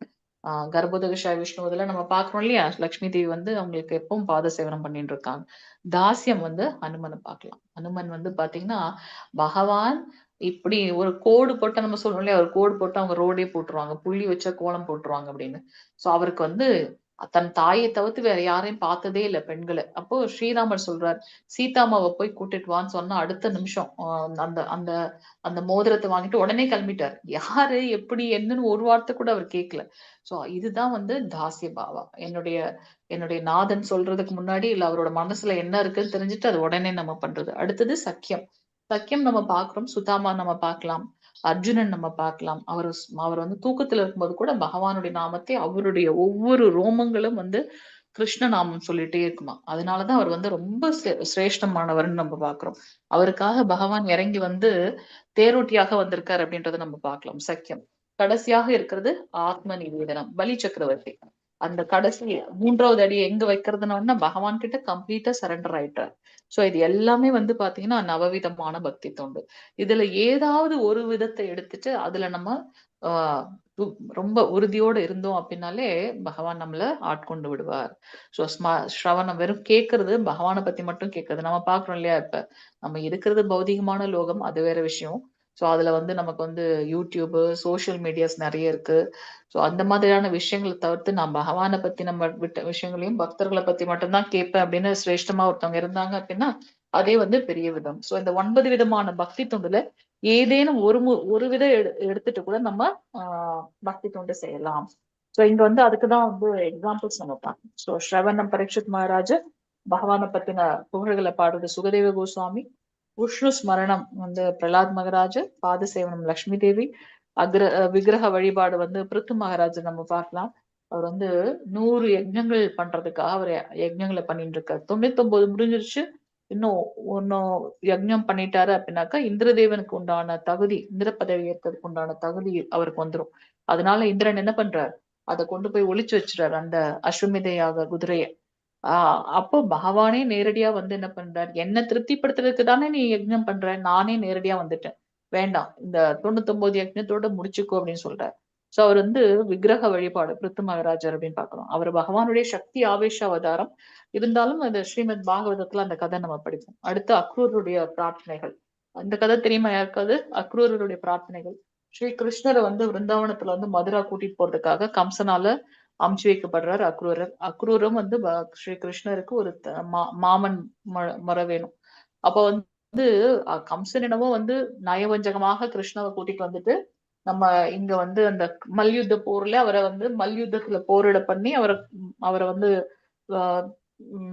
அவரை வந்து இது பண்ணிடலாம்னு நினைக்கிறாரு அவர். ஆனா அக்ரூரர் வந்து என்ன பாவத்துல போறாரு, இத சாக்கு வச்சுட்டாச்சு நான் போய் கிருஷ்ணரை பார்த்துட்டு வந்துடுறேன்னு போறாரு. சோ அவர் வந்து சந்தியாவந்தனம் பண்ணணும், விருந்தாவனத்துக்கு வந்து கூட்டிட்டு போற சந்தியாவந்தனம் பண்ணணும். அப்ப அந்த யமுனை நதிக்கரையில போய் அவர் குளிக்கிறார். குளிச்சுட்டு கீழே பார்த்தாருன்னா பகவான் வந்து சயன கோலத்துல இருக்கார். மேல மேல எந்திரிச்சு இப்படி பார்த்தாருன்னா தேர்ல இருக்கார். அவரே தான் கீழவும் இருக்கார். அப்ப வந்து அத வந்து என்ன பண்றாரா, மீண்டும் தண்ணிக்குள்ள அந்த நதியில வந்து உள்ள மூழ்கி கீழையும் தரிசனம் எடுக்கிறார், மேலையும் தரிசனம். இதை திருப்பி திருப்பி அவர் பண்ணிட்டே இருக்காரு. சோ இது வந்து பாத்தீங்கன்னா அவர் வந்து பிரார்த்தனைகளை வைக்கிறார், வந்தனம் நமஸ்காரம் பண்ணிட்டே இருக்காரு அவருக்கு. அதுல அவர் வந்து அவர் வந்து சோர்ந்தே போகலையா, ஏன்னா ரெண்டு இடத்துலயும் வந்து பகவானை பார்த்துட்டே இருக்காரு அப்படின்றத நம்ம பார்க்கலாம். சோ ஹனுமன் நம்ம சொல்லியாச்சு, அர்ஜுனன் சொல்லியாச்சு, பலி சக்கரவர்த்தி வந்து நம்ம சொல்லியாச்சு. சோ இதெல்லாம் வந்து நவவிதமான பக்தி தொண்டு. சோ எப்போதும் கிருஷ்ண உணர்வில் நம்மளுடைய செயல்கள் இருக்கும்போது அது வந்து பக்தி தொண்டு பூரணமாகின்றது. 3, 4 மத்தஜி. ஹரே கிருஷ்ணா. ஏதக்ஷரம் அனிர்தேஷ்யம் அவ்யக்தம் பர்யுபாசதே சர்வத்ர கமசிந்த்யம் ச கூடஸ்தம் அச்சலம் த்ருவம் சன்னியேந்திரியா கிராமம் சர்வத்ர சமபுத்தயः தே பிராப்னுவந்தி மாம் ஏவ சர்வபூதஹிதே ரதாஹ. ஹரே கிருஷ்ணா. ஹரே கிருஷ்ண மாதாஜி. சோ ஆனா இந்த அருவவாதிகள் அவங்களும் ரொம்ப கடினத்தோட பகவான் அதை நோக்கி தானே அவங்க இது பண்றாங்க.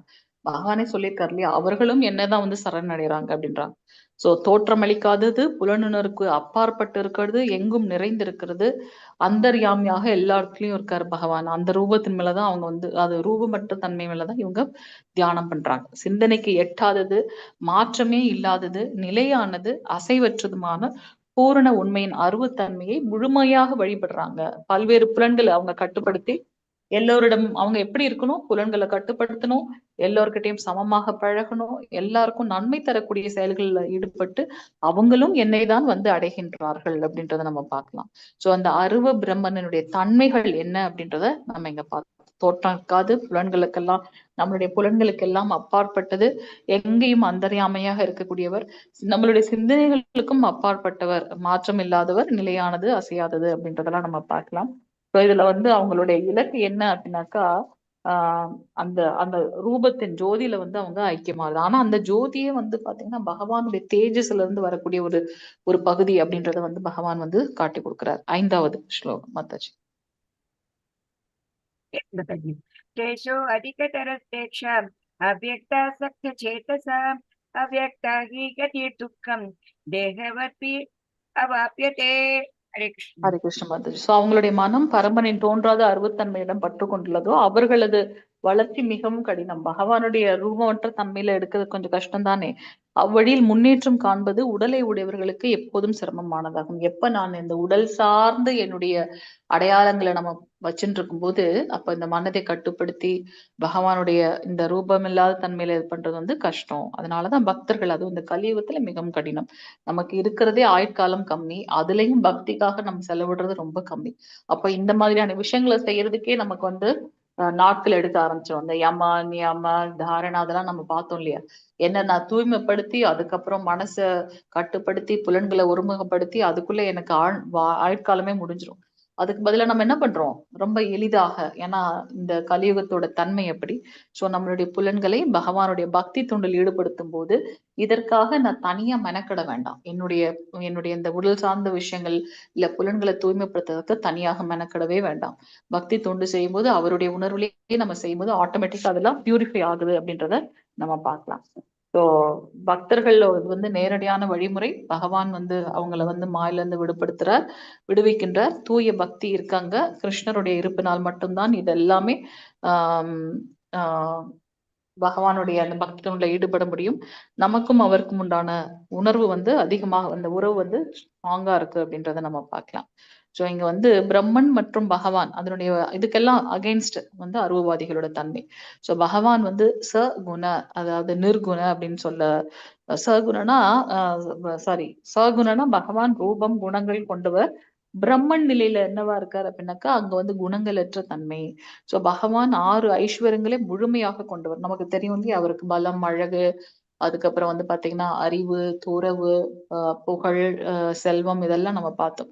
சோ இங்க வந்து எதுவுமே இங்க வந்து உணர முடியாது. சோ இப்ப வந்து பாத்தீங்கன்னா பகவான் பலம் அப்படின்னு பார்த்தா நமக்கு வந்து கம்சனை ஒரே ஒரு முஷ்டியிலே வந்து என்ன பண்றாரு, ஒரு குத்து தான் அவர் வந்து அவர் வந்து இறந்துட்டாரு அப்படின்றத நம்ம பார்க்கலாம். ஆனா இந்த மாதிரியான லீலைகள்லாம் இங்க எதுவுமே இல்லை. அப்போ அது வந்து அது ரொம்ப ட்ரையா இருக்கும் அந்த இது.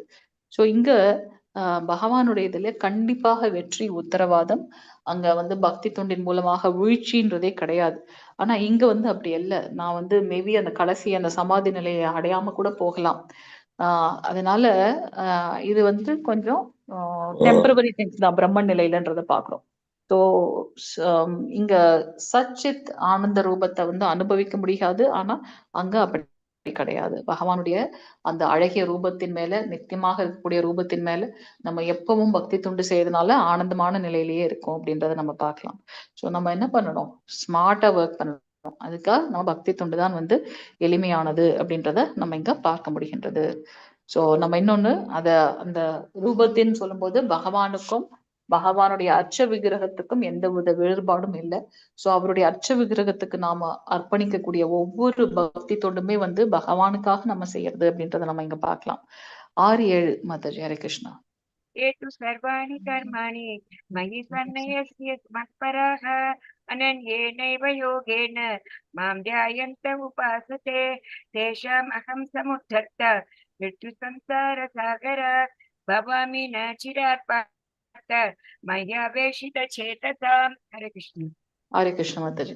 சோ ஆனால் தங்களது எல்லா செயல்களையும் எனக்காக துறந்து பிறழாமல் என் மீது பக்தி செலுத்துவது, எனது பக்தி தொண்டில் ஈடுபட்டு எப்போதும் என் மீது தியானம் செய்து தங்களது மனங்களை எண்ணில் நிறுத்தி எவரெல்லாம் என்னை வழிபடுகின்றார்களோ பிருத்தாவின் மகனே, அவர்களை பிறப்பு இறப்பு என்னும் கடலிலிருந்து உடனடியாக காப்பாற்றுபவனாக நான் இருக்கின்றேன்.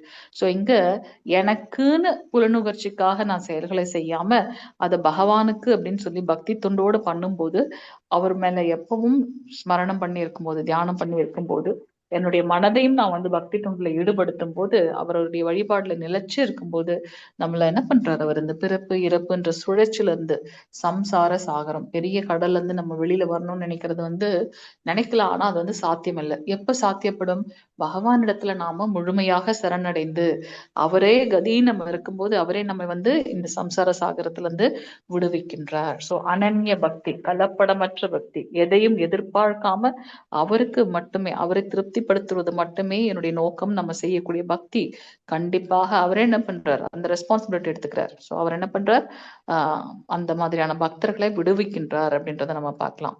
சோ இப்ப நம்ம இங்க பாக்குறது பக்தி தொண்டோட இந்த ஏணிப்படிகள். சோ அதுல முதல்ல இருக்கிறது என்ன அப்படின்னாக்கா,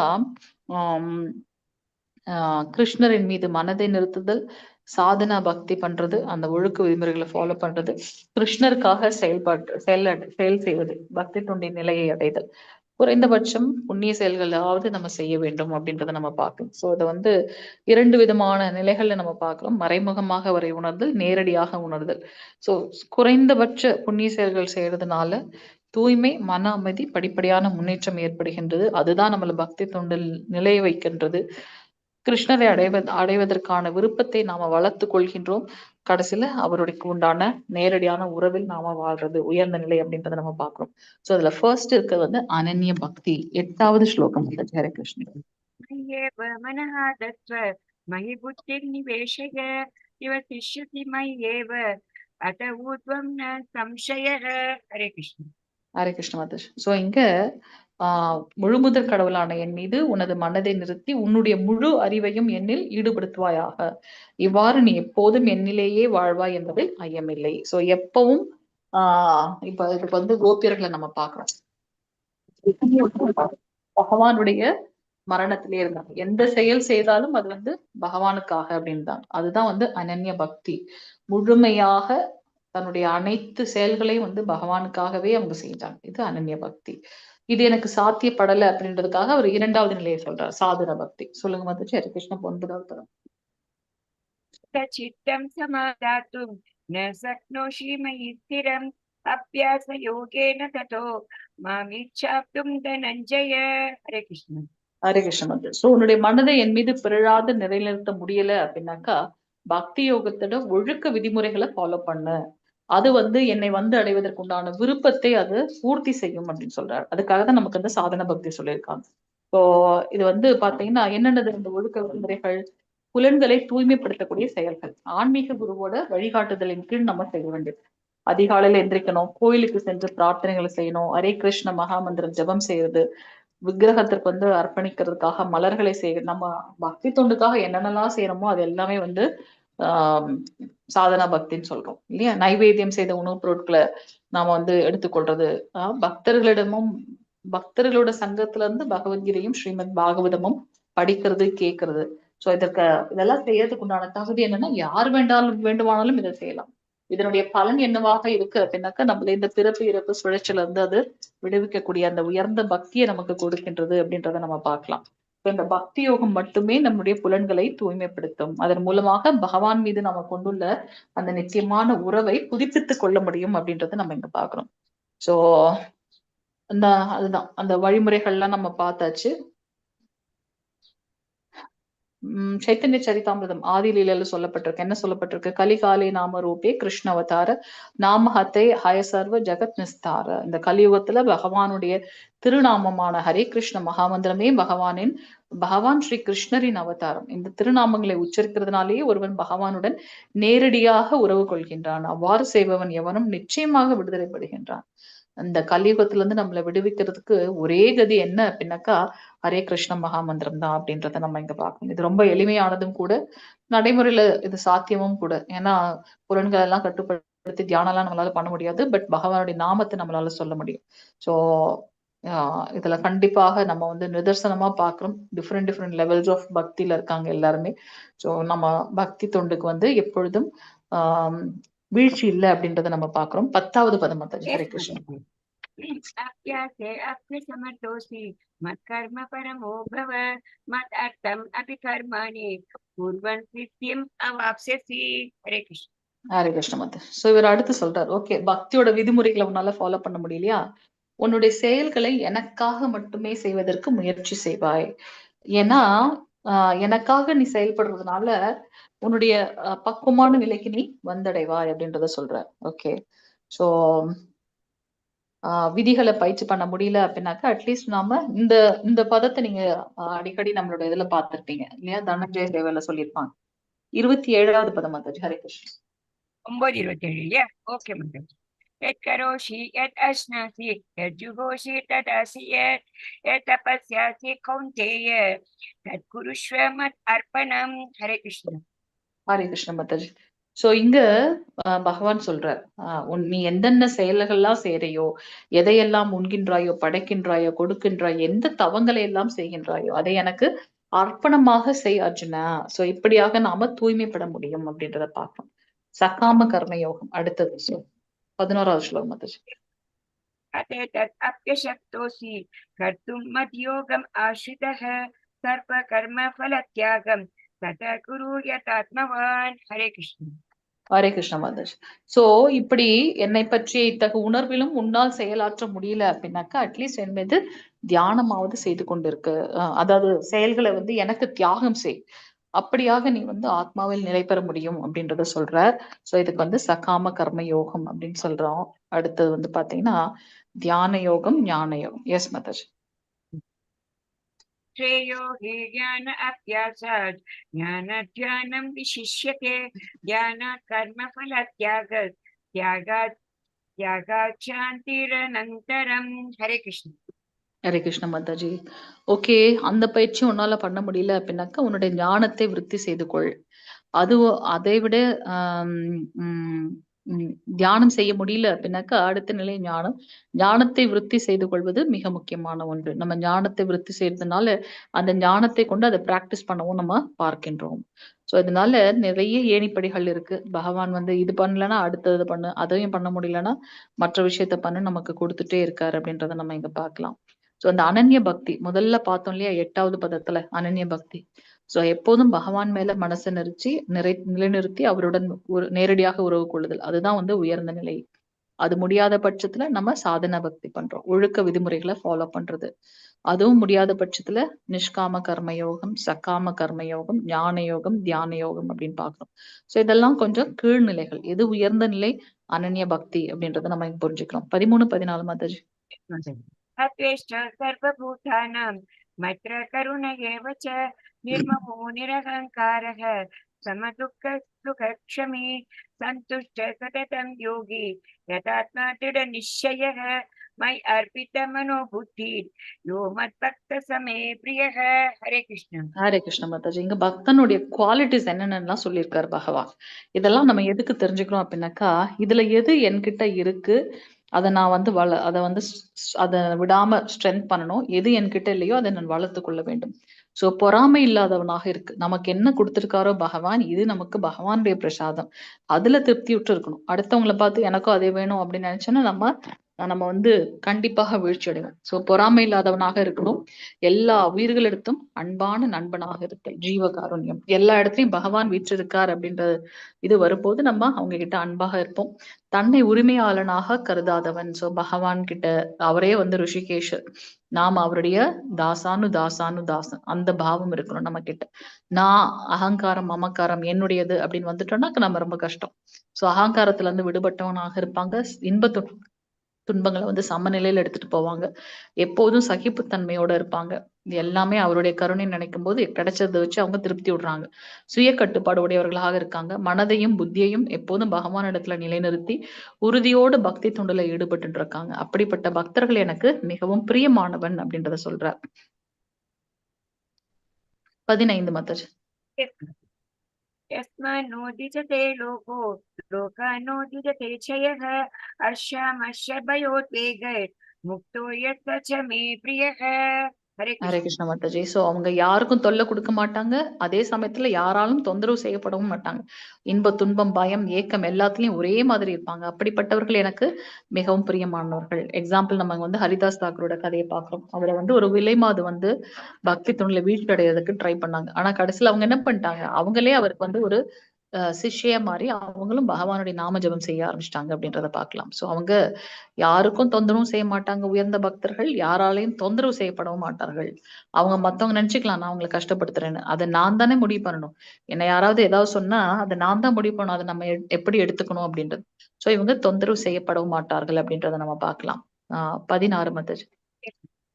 अनपेक्ष शुचिर्दक्ष उदासीनो गतव्यदः सर्वारम्भ परित्यागी यो मद्भक्तः समे प्रियः हरे कृष्ण ஹரே கிருஷ்ண மாதாஜி. எவனொருவன் சாதாரண செயல்களை சார்ந்து வாழாமல் தூய்மையாக நிபுணனாக கவலைகளின்றி எல்லாவித வழிகளிலிருந்தும் விடுபட்டவனாக ஏதேனும் பலனுக்காக முயற்சி செய்யாதவனாக உள்ளானோ அவனே எனது பக்தன். சோ எந்த எந்த ஒரு அதாவது நம்மளுடைய கோஸ்வாமிகள்லாம் பார்த்தோன்னா ஒரு நாளைக்கு ஒரு மரத்துல இருந்தாங்கன்னா அடுத்த நாளைக்கு அந்த மரத்தோட நிழல்ல இருக்க மாட்டாங்களாம்.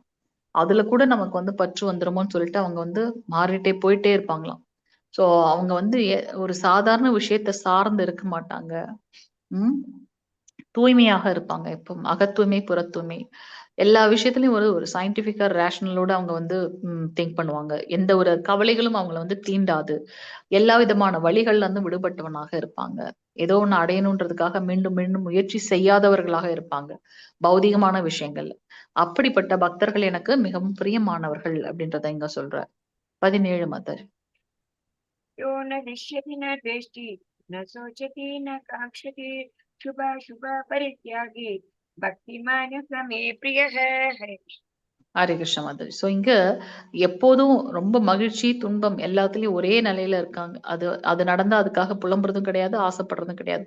அப்படிப்பட்டவன் வந்து அதெல்லாம் வந்து மங்களமானவை அமங்கலமானவை ரெண்டத்தையும் துறக்கின்றானோ அப்படிப்பட்ட பக்தன் எனக்கு மிகவும் பிரியமானவன். எந்த ஒரு விஷயத்திலயும் அவங்க பந்தப்படுறதே இல்லை அப்படின்றத நம்ம இங்க பார்க்கலாம். 18, 19 மாதாஜி.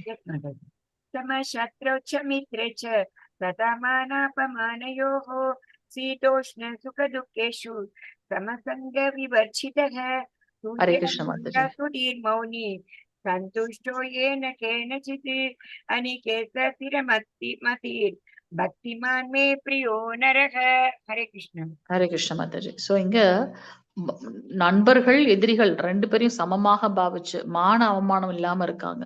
இன்பத் துன்பம் இந்த இருமைகள்ல தான் வேறுபட்டு இருக்காங்கன்னு பார்க்கலாம். வெப்பம் குளிர் புகழ்ச்சி இகழ்ச்சி எல்லாத்துலயும் அவங்க நடுநிலையோட இருக்காங்க. கலங்கம் தரும் தொடர்புகள்ல இருந்து எப்பவும் விடுபட்டு மௌனமாக எதை கிடைச்சாலும் அதுல இருந்து திருப்தியோட தங்கும் இடத்துக்கெல்லாம் கவலைப்படாம அறிவில் நிலை பெற்று பக்தி தொண்டில் ஈடுபட்டு இருக்காங்களே அவங்க வந்து பிரியமானவர்கள். ஸோ எந்த ஒரு விஷயம் வந்தாலும் அதுல வந்து அவங்க ஆசிலேட்டே ஆறது கிடையாது, ஒரு சஞ்சலப்படுறதே கிடையாது, பக்தி தொண்டுல நிலைத்து இருக்கின்றார்கள். இந்த கதை யாருக்காவது தெரியுதா? ஸ்கிரீன்ல பாக்குற கதை யாருக்காவது தெரியுதா? ஹரே கிருஷ்ணா. என்ன பாக்குறோம் இந்த கதையில? இந்த இந்த ஸ்கிரீன்ல என்ன பாக்குறோம்? இருக்கீங்களா லைன்ல? ஹரே கிருஷ்ணா. இல்ல மாதாஜி, பிரபு புரியல மாதாஜி. பிக்சர் எனக்கு கிளியரா தெரியல மாதாஜி. பிக்சர் தெரியலையா? வேற யாருக்காவது இல்ல மாதாஜி, எனக்கு புரியல, அது என்னன்னு எனக்கு தெரியல மாதாஜி. என்னன்னு புரியல இல்லையா? ஆமா மாதாஜி மாதாஜி.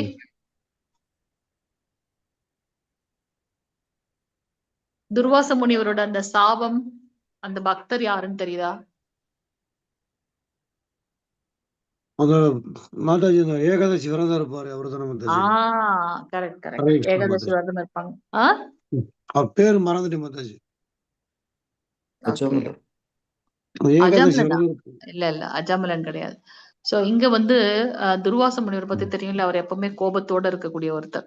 சோ ஒரு உயர்ந்த பக்தர். அவர் என்ன பண்றார்? எப்பவும் பகவானுடைய ஸ்மரணத்துல இருக்கார். இங்க நம்ம எதுக்கு பாக்குறோம்னா மான அவமானம் இன்பம் துன்பம் அவர் வந்து ஒரு பெரிய அரக்கனை வந்து அவர் மேல ஏவி விடுறார். அதுக்காக அவர் கஷ்டப்படவே இல்லை. இதுதான் பகவானுடைய இதுதான் பகவானுடைய சங்கல்பனா ஓகே அதை நான் ஏத்துக்கிறேன்ட்டு அதுக்காக வேகமா ஓடி போய் ஆஹா இவர் வந்து என் மேல ஒரு அசுரனை வந்து ஏவி விட்டுட்டாருன்னு அங்க போய் பகவான் கிட்டயும் நிக்கல. அவர் என்ன பண்றார்? பொறுமையாக அதை ஏத்துக்கொள்றார்.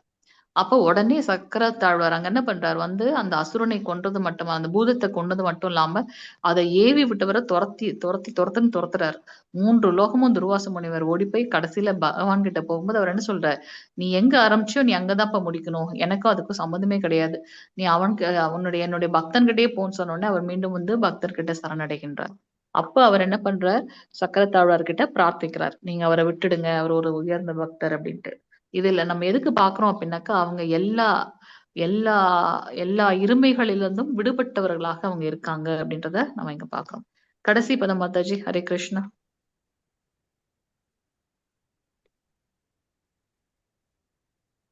हेतु धर्मामृतमिदं यथोक्तं पर्युपासते श्रद्धदानमत्परमा भक्तास्तेतीव मे प्रियाः हरे ஹரே कृष्ण கிருஷ்ண மாதாஜி. சோ இந்த பக்தி தொண்டு அப்படின்ற இந்த அழிவற்ற பாதை இது எப்போ நித்தியமாக இருக்கு. இந்த அழிவற்ற பாதையை பின்பற்றி என்னை பரம இலக்காக வைத்து யாரெல்லாம் நம்பிக்கையோட தன்னை ஈடுபடுத்துறாங்களோ அவங்க எனக்கு மிக மிக பிரியமானவர்கள் அப்படின்றத சொல்றேன். ஸோ இதுக்கு வந்து வில்வமங்கல தாக்கூரோட கதை நீங்க வந்து மேபி அடுத்த கிளாஸ்ல மாதாஜி கிட்ட கேட்டுக்கலாம். எல்லாரும் மன்னிக்கணும், எக்ஸ்ட்ராவா நான் 12 நிமிஷம் எடுத்துட்டேன். ஹரே கிருஷ்ணா. ஸோ இப்படியாக நம்மளுடைய 12வது அத்தியாயம் முடிவடைகின்றது. நாளையில இருந்து 13வது அத்தியாயம் ஸ்டார்ட் பண்ணிடுவாங்க. சொன்னது போல நீங்க பக்தி தொண்டுல ஈடுபடணும். எல்லாரும் நிறைய பக்தி மார்க்கத்துல ஈடுபட்டு நிறைய பேரை கொண்டு வரணும்னு பகவான் இடத்துல பிரார்த்தனை பண்ணிக்கிறேன். வாஞ்ச கல்பதருபேஷ கிருபா சிந்து பேவச்ச பதிதானாம் பாவனேபியோ வைஷ்ணவேபியோ நமோ நமக. அனந்த கோடி வைஷ்ணவ விருந்த கி ஜெய். நாமாச்சாரிய ஸ்ரீல ஹரிதாஸ் தாக்கூர் கி ஜெய். ஜெகத்குரு ஸ்ரீல பிரபாத் கி ஜெய். நித்தை கௌர பிரேமநந்தே. ஹரி ஹரி போல். Hari Krishna. Thank you so much Mataji. நீங்க வந்து இந்த இந்த செகண்ட் மாடியூல்ல நீங்க த்ரூ அவுட் இருந்தீங்க. ரொம்ப நன்றி மாதாஜி. எல்லா பக்தர்களும் ரொம்ப ஆர்வமா இருந்தீங்க. ஸ்பெஷலா பிரபாகரன் சார் பிரபுஜி, அப்புறம் வந்து கிருஷ்ணமூர்த்தி பிரபுஜி, அப்புறம் மாதாஜி வஸ்னி சிவ மாதாஜி பார்த்திருக்கேன். இதுல இருக்க ஒவ்வொருத்தருமே ரொம்ப ஆர்வமா இருந்தீங்க. சோ ரொம்ப நன்றி. நீங்க இன்னும் உங்களுடைய பக்தி தொண்டு தொடரணும். கண்டிப்பாக ஸ்ரவணம் நம்ம பார்த்தோம் இல்லையா, முதல் இதுன்னு பார்க்கிறோம். இந்த நேரத்துல நிறைய பேர் என்னென்னவோ வேலைகளை செய்யலாம். ஆனா அதெல்லாம் வச்சுட்டு பகவானை பத்தி தெரிஞ்சுக்கணும்னு வந்திருக்கோமே, அதே பெரிய பாக்கியம் இல்லையா? சோ நாளையில இருந்து உங்களோட 13வது அத்தியாயம் ஸ்டார்ட் ஆகும். பார்க்கலாம். ஹரே கிருஷ்ணா. எல்லாருக்கும் ஹரே ஹரே கிருஷ்ணா. கிருஷ்ணா. ஹரே கிருஷ்ணா. மாதாஜி வைண்ட் அப் பண்ணிக்கிட்டோமா மாதாஜி? ஹரே கிருஷ்ணா. Okay okay.